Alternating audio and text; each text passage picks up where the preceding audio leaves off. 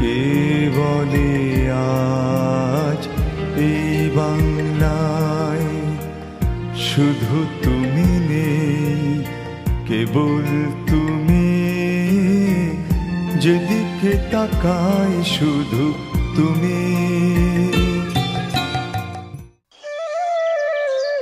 1966-তে 6 দফা ঘোষণার পর সাধারণ মানুষের কাছে তা তুলে ধরতে বাংলার পথে প্রান্তরে ঘুরে বেড়িয়েছেন বঙ্গবন্ধু। কর্মী সভা করেছেন পঞ্চগড়েও।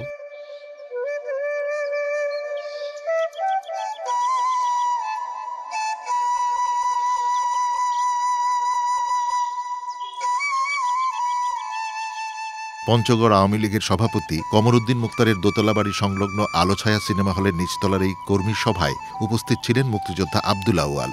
তাঁর স্মৃতিতে আজও উজ্জ্বল বঙ্গবন্ধুর সেই দিনের উদাত্ত আহ্বান। 1969 সালে যখন বঙ্গবন্ধু এই পঞ্চগড়ে আসেন, আলোছায়া সিনেমা হলের ভিতর যখন কর্মী সম্মেলন করেন ছাত্রলীগের, তখন ওই ছাত্রলীগের সম্মেলনে আমি উপস্থিত ছিলাম। এবং এই বট গাছ এখানে উনি বসছিলেন, একটা গোল ঘর ছিল, এই ঘরে উনি বসছিলেন। বসে আমাদেরকে ছাত্রলীগদের তখন যখন ছাত্র সমাগম বেশি হয়ে গেল, তখন উনি আমাদের হলের সিনেমা হলের ভিতর ঢুকায় তখন করলো আলোছায়া সিনেমা হল। এই সিনেমা হলের ভিতর আমাদেরকে তখন বললো যে 69 যে গণ অভ্যুত্থান ছিল, সেই গণ অভ্যুত্থানের পরবর্তীতে জাতীয় নির্বাচনের জন্য তারা প্রস্তুতি নিচ্ছিলেন। এই প্রস্তুতির জন্য তখন আমাদেরকে বললো যে এই ব্যাপার, সামনে নির্বাচন হবে, ওই নির্বাচনে তোমরা আমাকে সমর্থন করবে এবং আমার পক্ষ হয়ে তোমরা কাজ করবে ছাত্রলীগ, এই নির্দেশনায়। কর্মী সভায় এসে আলোছায়া সিনেমা হলের পাশের বিশাল বটগাছের নিচে দাঁড়িয়ে ছাত্রলীগ কর্মীদের উদ্দেশ্যে বক্তৃতা দিতে গিয়ে স্বাধিকারের প্রশ্নে সবাইকে ঐক্যবদ্ধ থাকার আহ্বান জানান বাঙালির এই মহান নেতা। কর্মী সমাবেশে আমাদেরকে বক্তব্য দিলেন, রাজনৈতিক বক্তব্য দিলেন আর কি।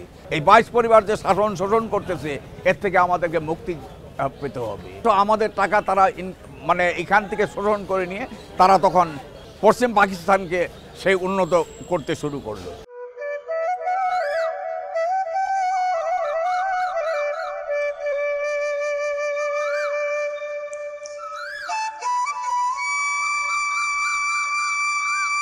বঙ্গবন্ধু বিশাল এক দেহের সে আকৃতির মানুষ, একজন বঙ্গবন্ধু। যেরকম তার উঁচা লম্বা ছিল, সেরকম তার স্বাস্থ্য ছিল। একজন মনে হতো যে একজন বিশ্ব নেতা উনি।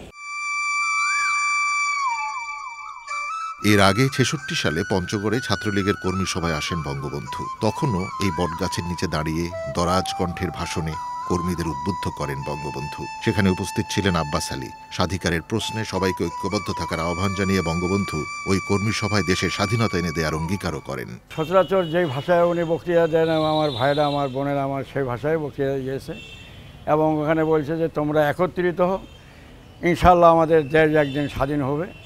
তোমাদের চিন্তার কোনো কারণ নেই, তবে তোমরা খণ্ডিত হবে না, দ্বিখণ্ডিত হবে না, সবাই একত্রিত হয়ে থাকবে। ইনশাল্লাহ আমার দেশকে আমি স্বাধীন করব, তোমরা যদি সবাই আমার সঙ্গে থাকো।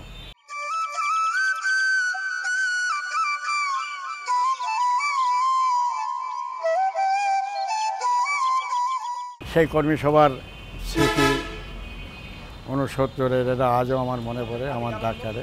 স্বাধীনতার পরেও তার সাথে দেখা করার সুযোগ হয়েছে যখন উনি 10ই জানুয়ারি ফিরে আসলো 72 সালে। তারপরে উনি ঠাকুরগাঁতে একটা গণসম্বর্ধনা দিয়েছিল। ওখানে জেলার জবাংলা বাহিনীর প্রধান কেন্দ্রের সিরাজুল ইসলাম অ্যাডভোকেট ওনাকে ব্যাস পড়ায় দিয়েছিল ঠাকুরগাঁয়ে, এবং সেই স্টেজেও আমার যাওয়ার সুযোগ হয়েছে। জনশ্রুতি অনুযায়ী বটগাছটির বয়স এখন 100 বছরেরও বেশি।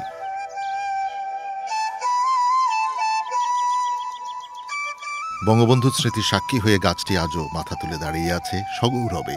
যে গাছটি পঞ্চগড়বাসীকে মনে করিয়ে দেয় বঙ্গবন্ধুর মাথা না নোয়ানো অবিরাম সংগ্রামেরই কথা।